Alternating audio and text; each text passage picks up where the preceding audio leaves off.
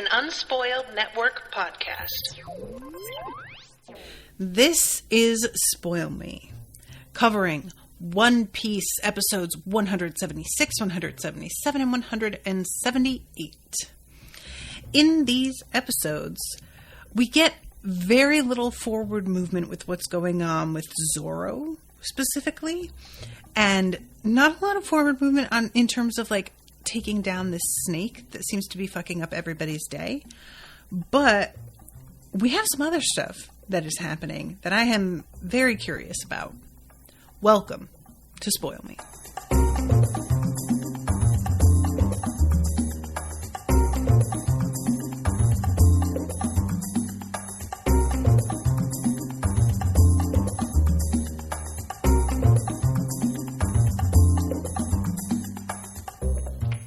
Welcome to the show, everyone. I am Natasha. Thank you very much to Gabriella for commissioning this episode. Gabriella is here in the chat. Hello.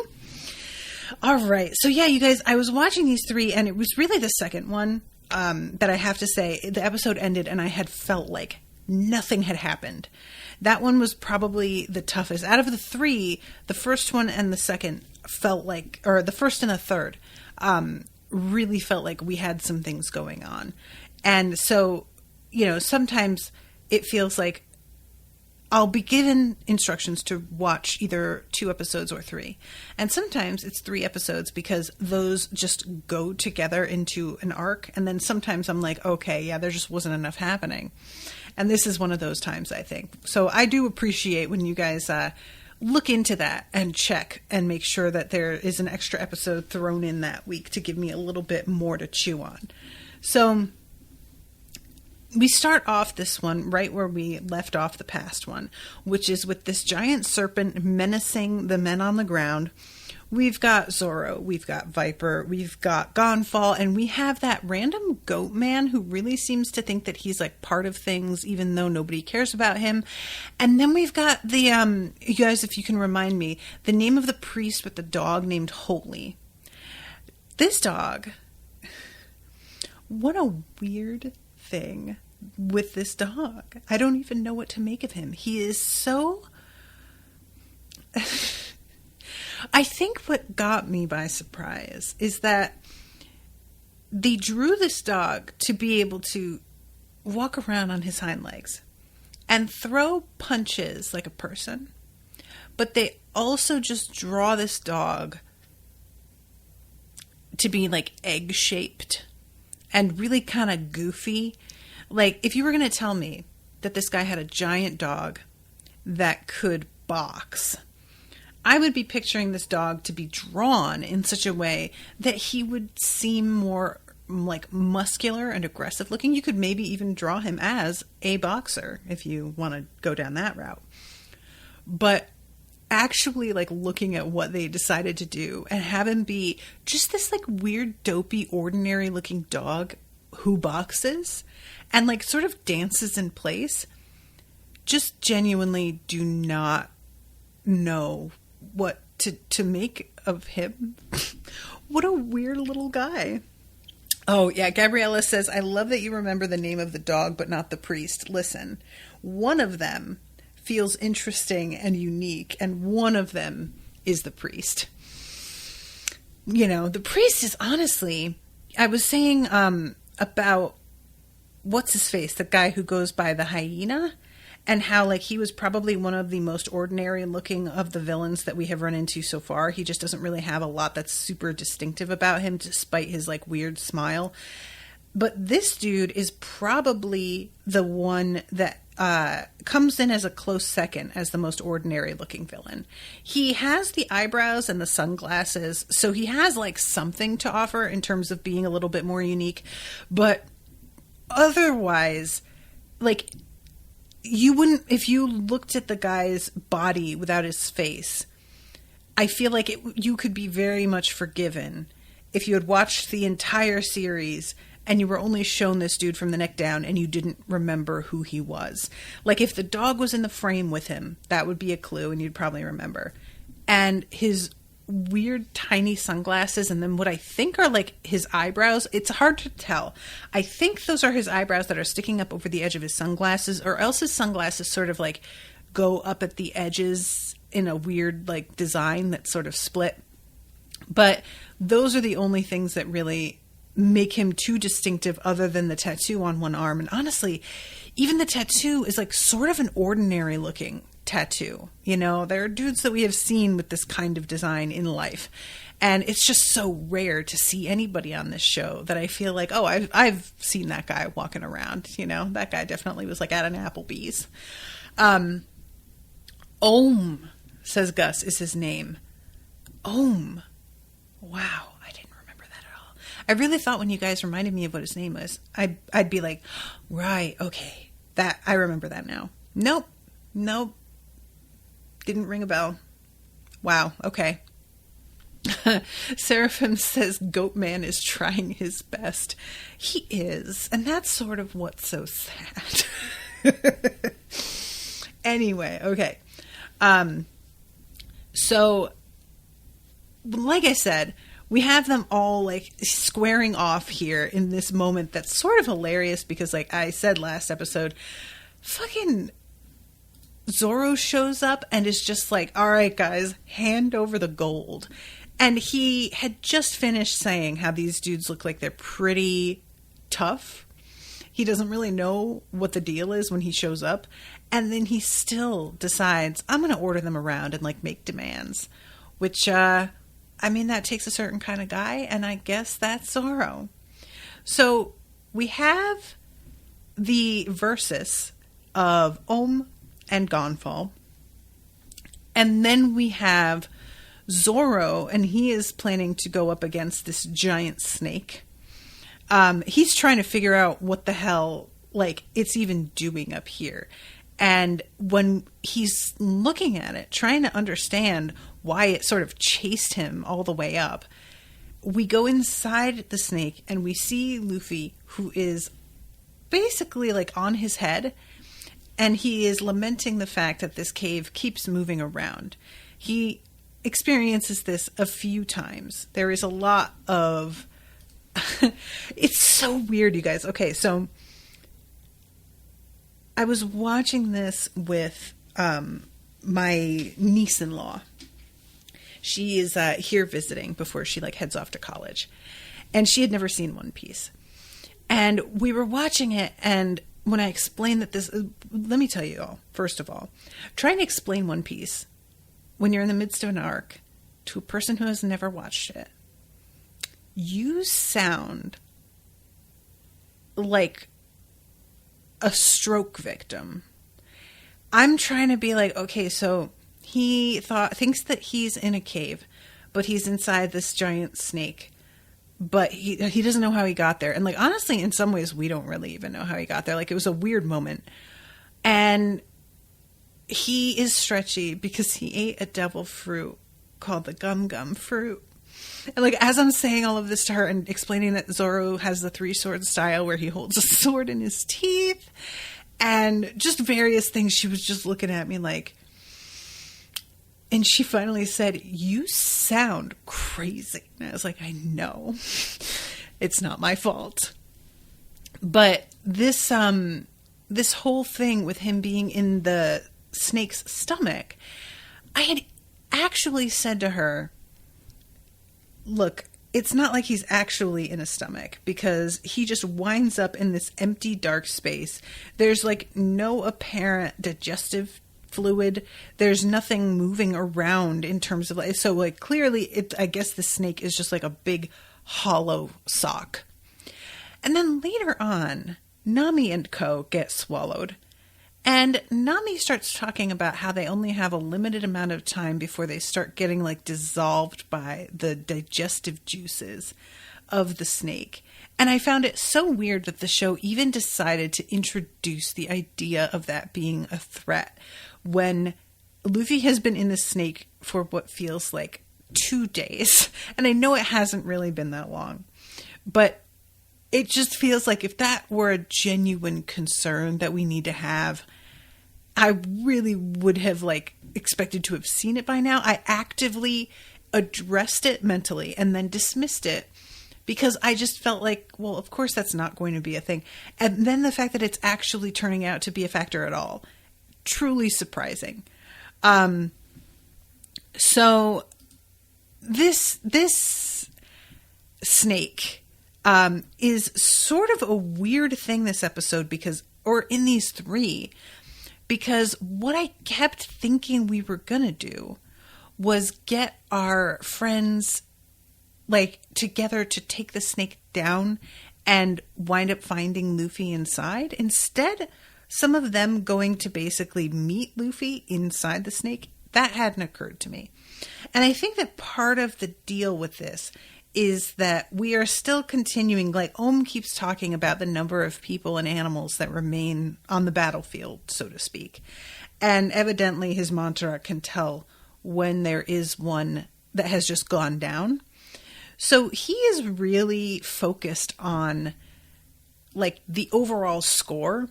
And I guess that what we're doing is we're putting some of our players, we're taking them off the board and putting them inside the snake so we don't need to factor them in anymore.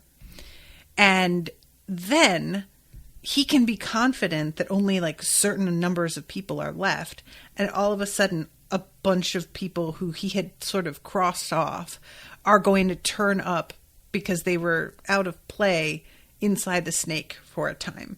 So I sort of think that's like where we're going with this. And inside a snake, I suppose, is like probably the best place that you're going to be able to take players off a board and really have them be out of sight and considered done with, you know? I mean, I have started to learn on this show that when somebody gets eaten, it's not the end necessarily, but when you're a character within the show and you watch somebody get eaten, I think you can be forgiven for thinking that they're pretty much done. So, all that to say, Zoro is looking up at this snake. And it's just like, well, I have to deal with this fucking guy. And then all of a sudden, we see Viper pull out his fucking bazooka and take a shot at Zoro.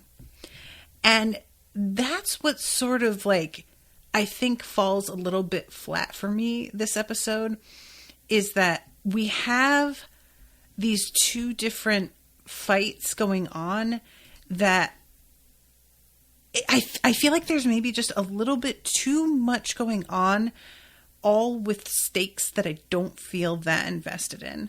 Like, I just am not worried about Ohm. He just seems kind of like, I don't know, maybe that's part of his design, the effect of him feeling sort of boring.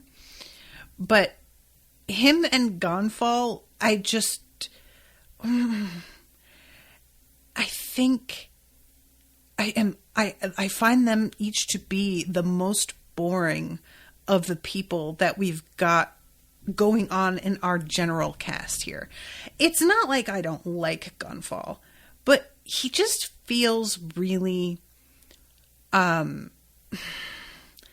there's something about him that feels almost generic. I feel like the addition of Pierre helps a lot because Pierre is so weird. I can't lie. Every time again, guys. I'm not used to it. Still, whenever Pierre makes a noise, I like choke. He sounds so hilarious. But I think that's sort of when we go back to like Pagaya and Conus, and even like them, I can find more interesting because they're like people who feel genuinely invested in everything in a way that's like an immediate effect will be felt by them and their community based on what's happening here. But Gonfall feels so sort of disconnected from everything in this way that I don't really even understand like what it feels like I'm meant to think is happening is that he is trying to restore justice because he realizes that he was like on the side of evil in a way by taking this property away from the Shandoran people. But I wish that he would like actually approach Viper and like kind of make some peace there and then be fighting on his side in a more direct way. It feels like he just kind of wants to be able to be his own whole team still and do what he wants. And I want there to be more of an alliance, even if Viper doesn't like really accept it, which he doesn't have to, and I wouldn't be mad at him if he didn't. I just want there to feel like Gonfall is willing to take orders from somebody else, because it just seems like he can't help but put himself in a position of being the one in charge, even if it's only him. You know what I mean? Seraphim says, double pun on both the Om chant for meditation and Om as a measurement for electricity. I did not know Om was a measurement for electricity. That is interesting. Huh. Seraphim says, can agree with Om being just kind of there. His only thing is the whole nihilistic, everyone is better off dead thing that gets old really fast. Yeah, and it's like, what's funny is that, honestly, I can kind of see his point sometimes as somebody, like, I am a pretty positive person mostly, but I'm not going to lie, there are moments where I'm just like, what if we all just went extinct instantly? Probably that would be for the best. So I should be somebody that I feel like his rhetoric would really speak to. And it's just not quite landing. I think maybe part of it as well is that he has that sort of like rhetoric, but everybody else, there's been a sort of sense of their look going with whatever their weird bit is, and his seems completely irrelevant. If he were going to be this, like, somebody who feels nihilistic as well as, like, he seems to encourage a sort of Spartan, like, way of living if you're gonna live, I would like to see him wearing something that's a lot more bare bones and almost monastic, if that makes sense, to sort of go with that. Because this is just, like I said, he just looks like a regular guy. Seraphim says, I read him as someone who wants to do the right thing, but is so beaten down by his failures in the past that to feel like he can actually do anything useful here. Yeah, and that's, I guess that's part of my thing is like, yeah, he's failed, but he always was trying to be the one sort of in charge. So go to this dude, admit that you like fucked up, and then say, I am at your disposal. What can I do to help? But he wants to be his own dude doing his own thing. And it just feels like there's still ego getting in the way there. Anyway, so Viper takes a shot at Zoro with his bazooka. Zoro seems totally fine. And we then get a sort of weird fight where Zoro is trying to sword fight him, but Viper is still using his like skates that can send him into the air, and he's still using his bazooka. And this is the part, like, when I was saying that these two fights don't totally work, I think that part of it is the fact that when either of them takes a hit on the other, nothing really ever seems to have all that much an effect. Later on, when Om starts going after Zoro, and he has the whole thing with the cage of like barbed wire, then you start to see Zoro getting injured. You start to see some real like results from it. But this just felt like a dance with each, like, the guy's using a straight up bazooka, and it just seems to do absolutely nothing in a way that feels inexplicable to me, you know? And he dodges out of the way and attempts to like engage him in a hand-to-hand, and it appears that Viper doesn't even have any, like, he has no tactic ready to handle hand-to-hand. It seems like the bazooka is his only weapon, and that I find also kind of like one note and dull, if that makes sense. So the addition of the snake into all of this keeps things a little bit interesting, because the snake isn't on anybody's side. The snake is just here causing chaos and destruction because it's like being tickled or hurt from the inside. And that helps.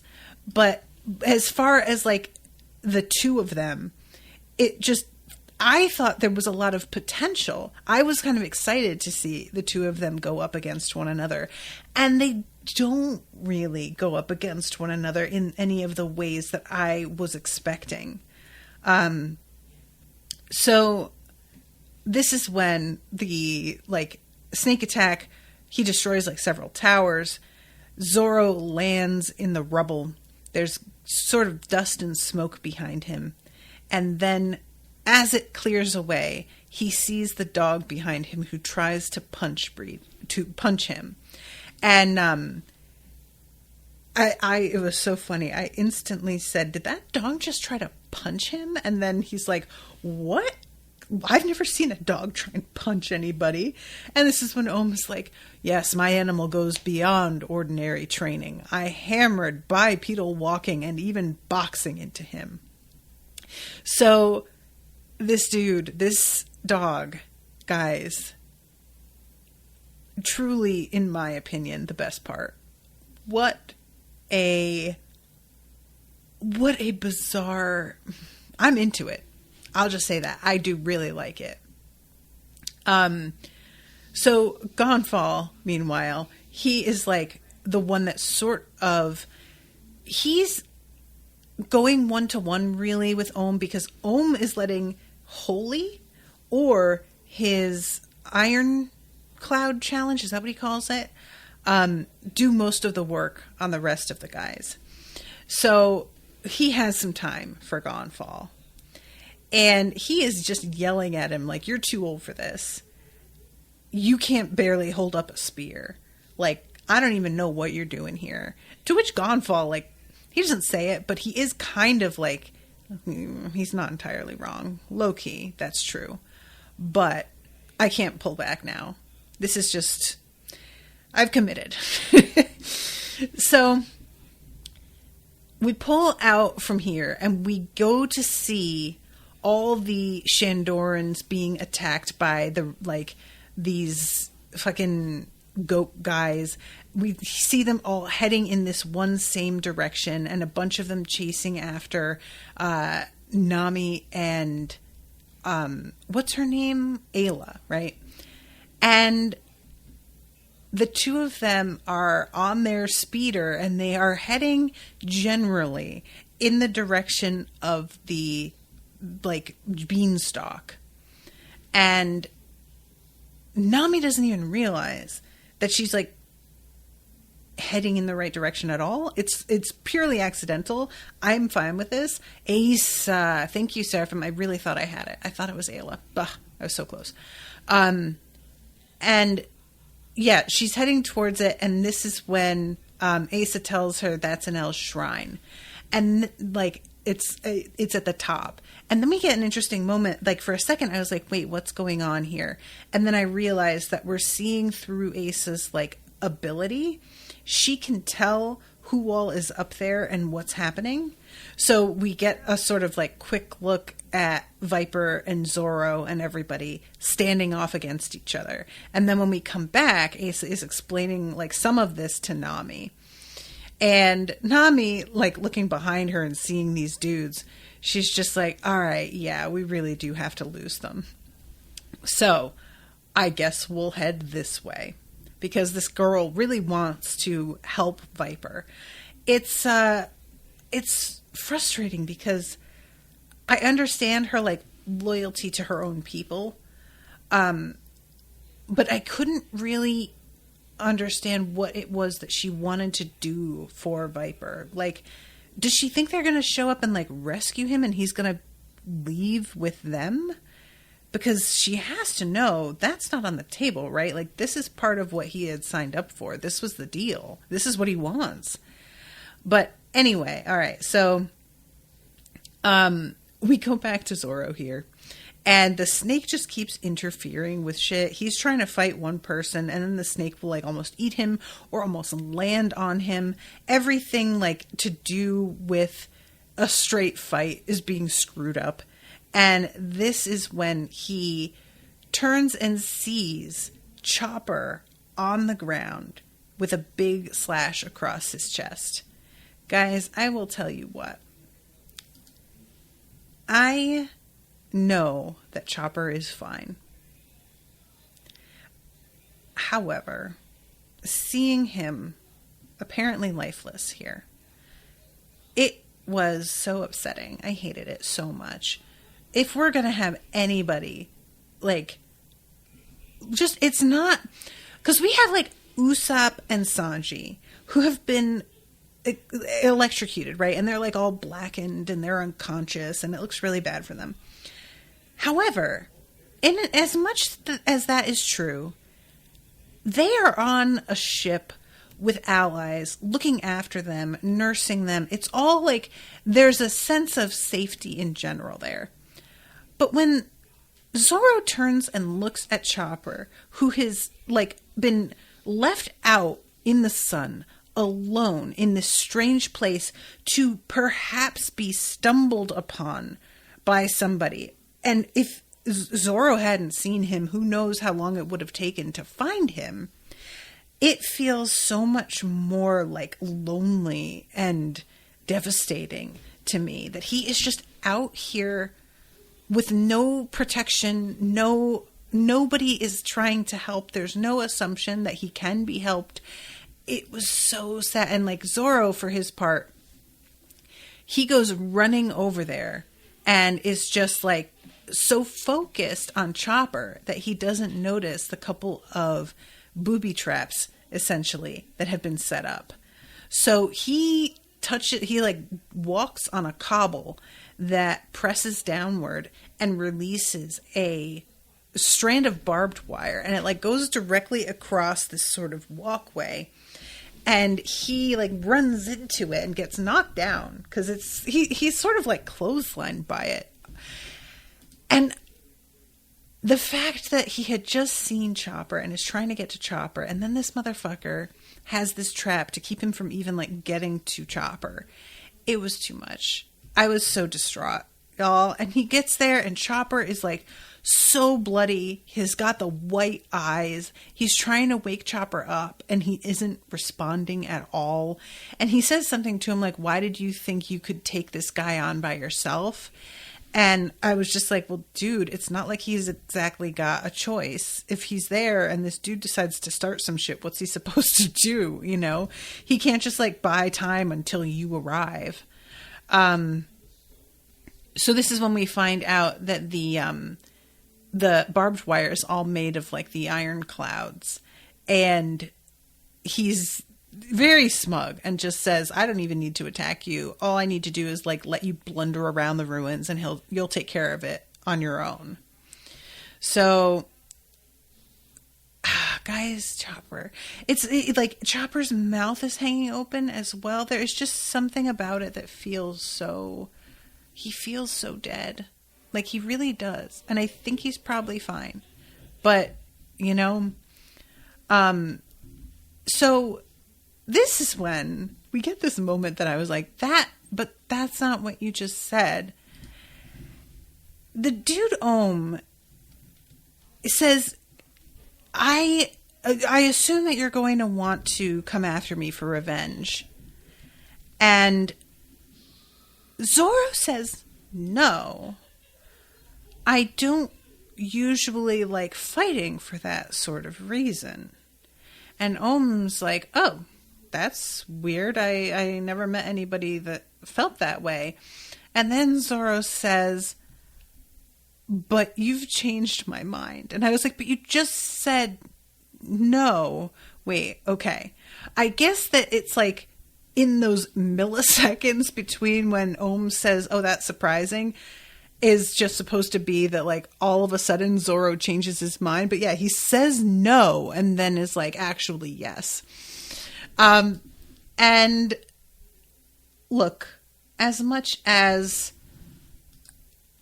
I don't want this whole thing to become like just Chopper is getting, somebody is like taking vengeance for Chopper and Chopper is going to turn out to be fine. So we have this whole like thing where it's a revenge for something that actually didn't happen, aka his death. I am very much here for vengeful Zoro. Zoro is always just fighting in either a purely defensive way or in a, well, I'm here and I guess I may as well fight kind of way, or just a straight up, like, I guess I'll take some practice while I can. And him being angry and fighting because he's maybe lost a friend is something that we haven't seen really. I don't like, and I'm sure that there's been instances where he's fought on somebody's behalf in a way, but I don't know that he's ever really believed somebody to be dead before. And I don't know. I just kind of liked the suggestion of this because it would be a side of him that we haven't seen. It's not to say that Zoro doesn't get mad, because his like sort of default state is being irritated in general. But his anger always feels a little bit like it's played for laughs a lot of the time. It's often supposed to be that he's just like exasperated more than he's genuinely angry, and he keeps his affection for the other people in the crew shrouded. So for him to like step forward and be like, "You fucked with my friend," it feels like him being possessive of his friend and defensive of his friend in a way that I am always just personally a big fan of seeing when somebody seems otherwise to be kind of detached. It's like Robin is the one out of the crew that feels the most attached, but Zoro often feels like he's just here because it's like it's a means to an end, but there's like a distance between him and everybody else. Maybe because he's meant to be older or just not as silly in a lot of ways. So yeah, anyway, I just like the mechanic of Chopper being somebody that he is going to get extremely territorial about and maybe take things to a different level than he has before. So yeah, this is when we go to Pagaya and Konus, and they are still nursing Sanji and Usopp. I love that Usopp's nose is wrapped in bandages. Nothing else on his face is, only his nose, because I guess it got broken. I don't know. I'd love to see what his weird skull looks like. How much of his nose is bone? And Pagaya is like, I'm not really totally sure what to do, because we weren't supposed to be like watching the ship. This wasn't the what's the word I want? The responsibility that we were prepared for.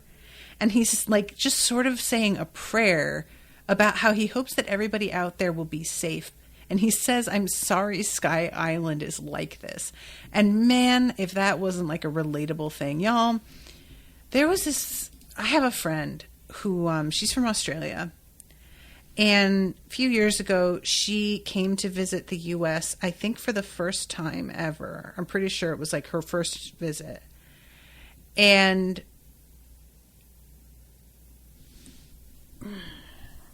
I'm not trying to make this into like a whole thing, but she was staying in the hotel across the street from the shooting that happened at that concert in Vegas, I think it was. Like, basically, the concert was taking place right across the street. She could hear the gunfire, and everybody in the hotel was basically put under lockdown, and nobody was allowed to leave for the duration of like the taking down of the gunman and the investigation and everything. And it was probably like the most accurate representation of American life that she got in this like little visit. And she said that she was so grateful when she got home for just the way that gun legislation is handled. And I had this exact sort of like moment that Pagaya has here, where I just was like in her comments and like, "I'm sorry America is like this." You know, she was here to have a good time, and she wound up like being locked in her hotel room hiding from a shooter, an active shooter, within like 4 days of landing, you know? So anyway, just reminded me that moment of him just being like, oh, I'm sorry we're like this. And just really regretting everything that had gone down. And we have the camera sort of like going from one person to another that has fallen on the island. So we're getting a bit of a recap of everybody that's already like been either killed or like taken out, you know, whatever that might mean. And this is when the stretching of the plot started to get really irritating for me, because I know who all died. I know about what's his face's like final words to Lockie and what she's trying to do, and they just keep playing the entire scene for me. We just don't need to do it. It's so annoying, guys. Why are they like this? They pack a ton of shit into one episode, way too much. And then they'll do this. And I'm just like, it doesn't have to be like this. It doesn't. Does anybody not think about pacing? Like, why? I don't get it. Anyway. So, and meanwhile, throughout all of this, like, Eneru is just sitting on the sidelines watching and laughing to himself in his fucking smug ass way. So, all right. Jumping into the second of the 3 episodes. It's a lot of flashing back to the relationship between Lockie and Viper. It's really a bummer because I want to like Viper a little bit more. You know, he's on the side of right here.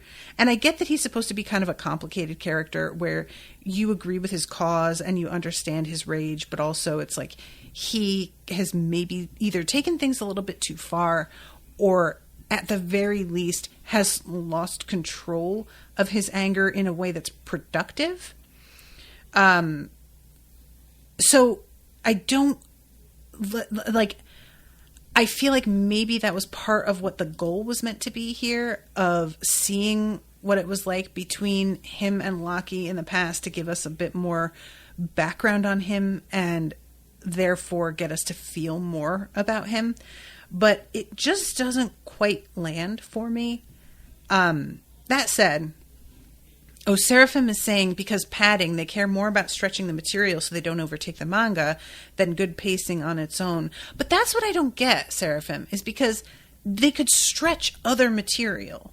You know what I'm saying? They could have stretched the material of like dropping all of the information about the dudes who evidently run the world in Blue Sea Land. But they didn't stretch that. They stretched this. They stretched other stuff that I'm like, this was all like, some of the stretch episodes were within 2 or 3 of that one that was so overpacked that I couldn't keep track of anything. And it's just weird that they would have like stretch episodes practically flanking something that is way too overpacked. It just feels like it's right there. There is so much you could have done to make this like less of a complete info drop. What it felt like that episode was just a table of contents, or like a what do you call it, at the back of a book.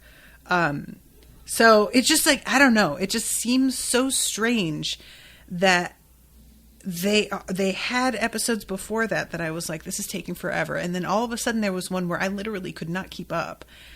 I don't know.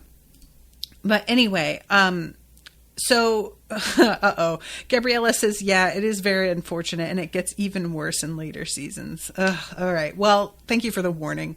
And I guess I'll just trust that you guys will, when it's a really packed episode, make sure to like have me watch fewer or whatever. And I'm going to try, if you guys give me some warning, maybe, you know, like send me a message on Discord or like an email and say, hey, XYZ episodes are coming and they have a lot of information in them. I will see if I can possibly watch them twice before recording on them, because I feel like some shows I would watch twice so that I would know, but this show has never felt like it needed that. And maybe that other episode, it would have landed better if I had been able to watch it twice. And you know, also people were in the Discord giving me some of the translations for the title cards and stuff that came up because they didn't even have the translations on Hulu. And that was also an issue. So yeah, just like, you know, I understand if you guys can't do it, but if you do think of it, if there's an episode that you know is going to be super packed and you can warn me, maybe that'll be a good way for me to handle that. Gus says, yeah, that is the first of those types of episodes that happens. I feel like the fact that it's not very many chapters meant that the anime made a weird choice. Gabriella says, we will send you warnings for sure. Thank you, Gabriella. Gus says, did you read the chapters that corresponded to that yet? They will be important, so it's not good that you missed so much of those scenes. I didn't. And Gus, I think it was you actually who posted in the Discord with like information about those, if I'm not mistaken. So it's somewhere in the thread on Discord. But if you want to tag me, I will pin it, and that way I'll be able to find it easily, because I agree, I really feel I need to know that stuff, which is part of what's such a shame. You know, I put so much time into analyzing certain things that don't really matter or wind up mattering. And then there's something that I can sense is actually pretty important, and it just completely bypassed me. So, Seraphim says, we'll catch her up on those things when they come up again. Okay, cool. Yeah. So thank you for your patience on that, everybody, because I understand, like, a couple people said that they were disappointed that I didn't get more, and I'm sorry, you know, like, I want to do better, but there's not a lot of warning with it, and I can't help when Hulu doesn't have the translations of stuff, and I don't want to go and search for things because it's just so easy to spoil yourself. So what's so frustrating is the fact that with anime, it is so inconsistent across platforms what you're going to get.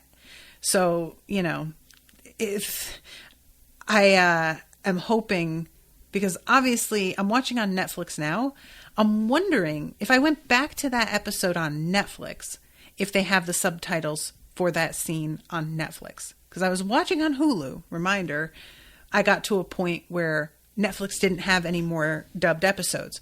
So I don't know if maybe that'll be something that I should do and just like go back and watch it with the translations or what. So, okay. So anyway, as I was saying, the whole thing with Viper growing older and the fight for their like land and everything, it's done in a way that you can see the truth behind the whole fight and the way that he becomes sort of obsessed with getting this justice and getting their land back. But again, it's like a valid cause. He just starts to get sort of cold with it. And then we come back to Laki, and she is like rushing up to give him the message from Kamakiri about how Eneru is not up at his, like, you know, throne, and the dude is made of lightning and genuinely has the powers of a god. And as she's running up to like tell him all of this, he gets like he yells at her about being here at all.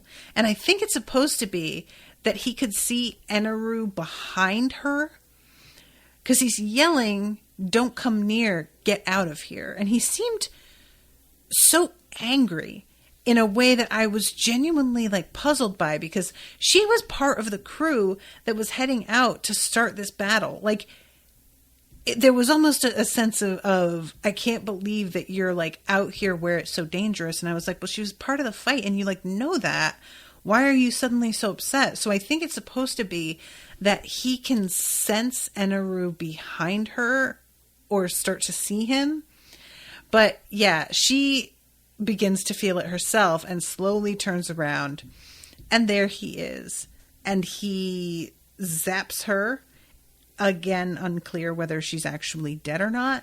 We're treating a lot of the people who get zapped as if they're dead. But again, Sanji and Usopp seem fine.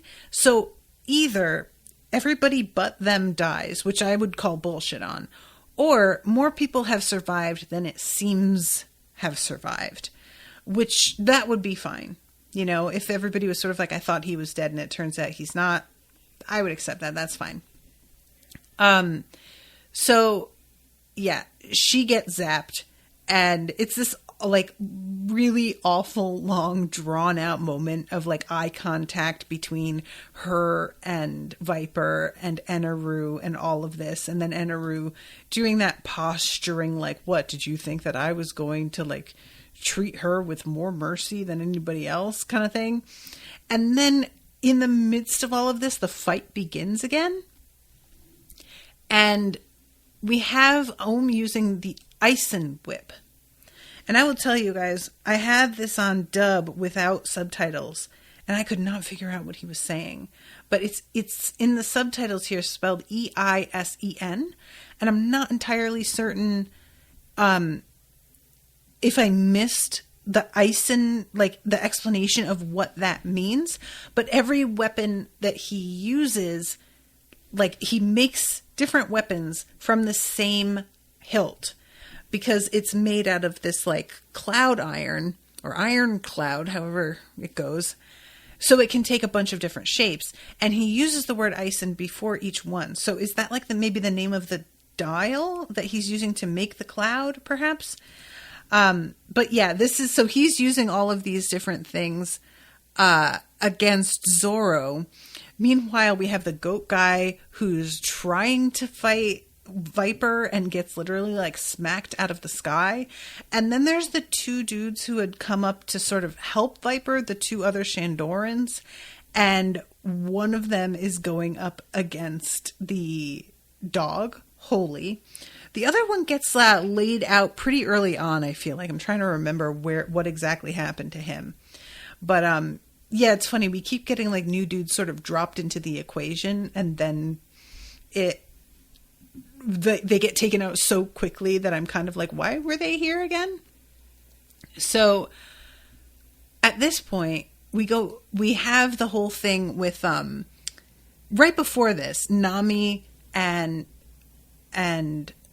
Isa were saved by Gonfall, and they're grabbed and they're flying through the sky on Pierre when all of a sudden this serpent comes up and swallows them from midair.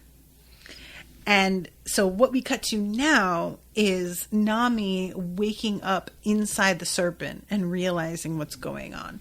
And again, we have the first moment of like, there's a drip from the ceiling, and the drip lands on like a piece of cloth, and we hear this like, tss, and the cloth is being dissolved by the acid. So we see this as a threat for the very first time, even though Luffy has been in here for like 3 episodes now. And she is looking around and checking to make sure that everybody is okay.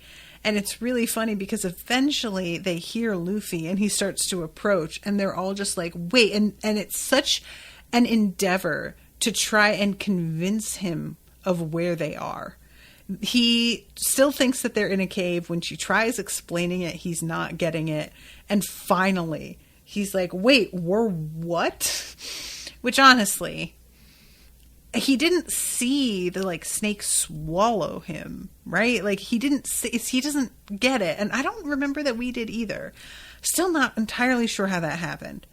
But yeah, when he finds that out that this is what's going on, he is agitated. And Nami, for her part, is Luffy says, why don't we swim toward its butt and get out when it goes to the bathroom? And she smashes him over the head and is like, I would rather be digested. Which, I don't know, Nami. Like, really? I mean, I get it. I don't know that I would love to be, like, pooped out. But also, being digested, that sounds like it would hurt and be, like, kind of slow. You know? I don't know. So he is, like, again, mystified by her attitude on this. I love the fact that Gonfall is like, what is this dude's deal? And when she says that it's the captain, he's like, really? And she's like, yeah, everybody sort of reacts this way. And then we have her like decking Luffy again. And we see the serpent from the outside completely like, you know, writhing around in pain because of the result of the violence that's happening in him. And all of a sudden the serpent like straightens up and we see them go tumbling backward. And it's so weird because then when we go back to the serpent on the outside, it appears to be sort of smiling, but there's like tears coming out of its eyes and like snot coming out of its nose. And I'm not entirely sure what I'm meant to get from that, but I think the vibe is like somebody who was having really bad heartburn, finally eating a Tums, was like kind of the sort of energy of that moment. So the whole like next section is, after this one, I mean, that I've actually like watched so far, is going to have to be about them like figuring out a way out. Meanwhile, at least Zoro is aware that Nami and Gonfall and everybody are in there, but he doesn't know that Luffy is in there. So, and nobody's really like mentioned him or wondered where he is. So I don't know if they've just kind of forgotten or everybody's probably just too busy right now. So, okay. In the next episode, we have the fight continuing and Zoro trying to simultaneously manage Ohm and Viper. Ohm is just following Zoro. There's a lot of him monologuing and Zoro running through these ruins, and just a lot of repetitive, like, I'm going to tell you why I'm killing you and why resisting me is futile, yada, yada, yada. A lot of the same things. And the other Shandoran dude winds up getting decked by the dog and going down, and Ohm being like, oh, okay, so we lost another one. But then finally, Zoro turns around and he says something that I am extremely curious about, guys. So he has his swords out. The past held 36 worldly desires, and he puts it in his mouth. The sword, obviously. The present holds 72 worldly desires. The future will hold 108 worldly desires. 3 sword style, 108 caliber phoenix. And then he does this swipe that like breaks right through the iron clouds and hits Ohm dead on. What is he talking about, y'all? Is that something that I'm supposed to recognize? Or, Seraphim says it's a Buddhist teachings thing. Okay. I just feel like it's a weird thing to drop in here all of a sudden. Like, Zoro has he has expressly said that he's not really a believer in anything specific. So it felt sort of odd suddenly to have him be like, oh yeah, here's a bunch of like precepts that I'm going to repeat before engaging in like a killer attack, as if they really mean something to me and are fueling what I'm doing, when we know he isn't really somebody who believes. It just felt like out of place and sudden, but you know, it doesn't really matter. I just was kind of like confused by that. And yeah, he seems to lay Ohm out with that one attack. Like, we see Ohm on his back with blood coming out of his mouth, and he does not move again. So this is when we go back to Robin, who we had not touched base with this whole time. And she is looking for this belfry. And she's talking about that there may have been poneglyphs engraved on it. If the city fell in order to protect the poneglyphs, as I suspect, it should still be hidden somewhere, even now. The belfry with the poneglyphs engraved on it like she's looking around for it, and she gets interrupted here by Eneru. She's looking at this like track and sort of wondering, something like was taken out of here. I wonder what it was. And then all of a sudden he starts like laughing. He's got this apple that he's tossing around in a very like, you know, the snake tempting Eve with the fruit. And he is talking about how, oh yeah, no, I definitely like came here and looted the place already. He says that he's the one who found it. Those stupid former gods didn't even notice this city. And when she says, "Who are you?" he just says, "I'm God," and then takes a bite of his apple. He expresses some admiration for the fact that she has like started to figure some things out for this. With the ruins and like possibly the fact that it had been looted to a point at least. And she says something about, so you must have found the bell as well. And then he says, what bell? And she realizes that he doesn't know about it. So either it's not here or he didn't find it yet. And she's sort of erring on the side of he didn't find it. She seems to think it does exist, and he just doesn't know enough about the history of this or enough about reading the poneglyphs to be able to tell that it's like there's something else going on, something else that was missing. So, long story short, he begins to explain to her about the fact that he is creating this ship to escape.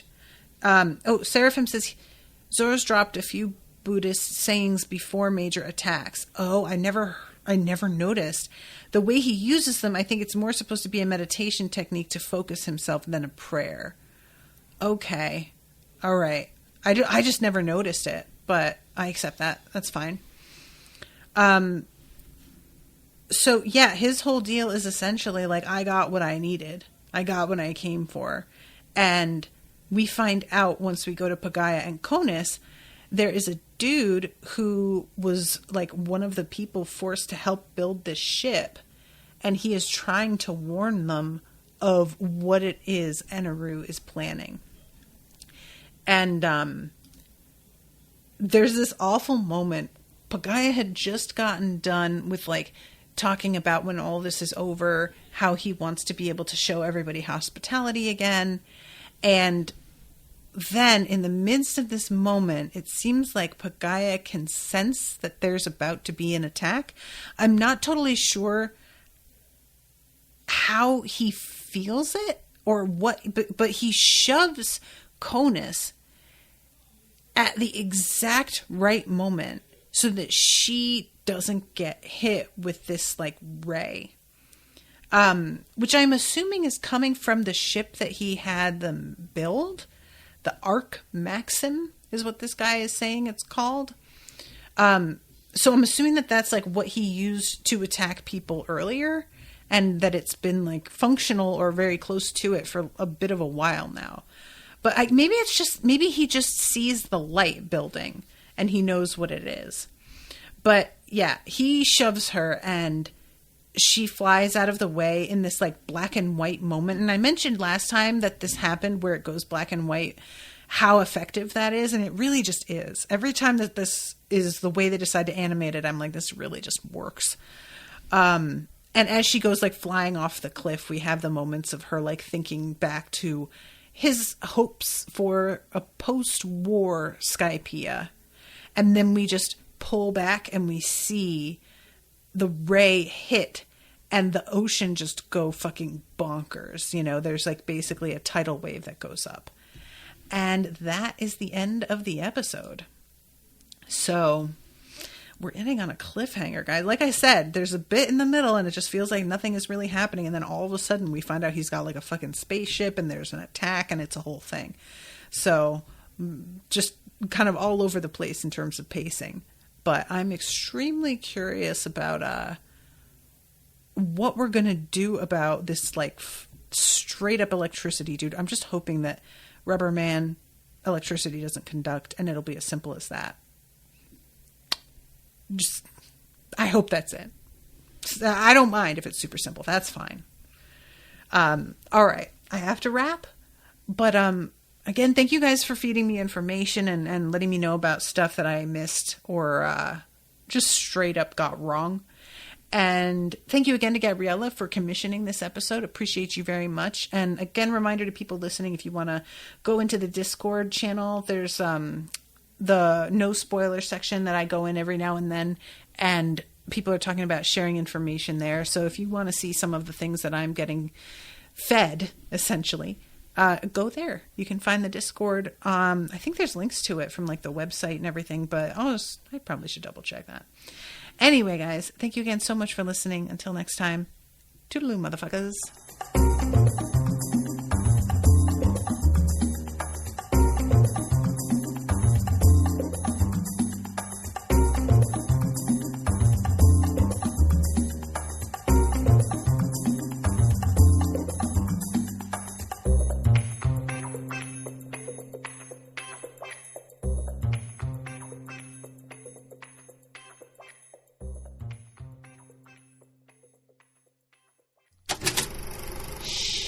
That was an Unspoiled Network podcast.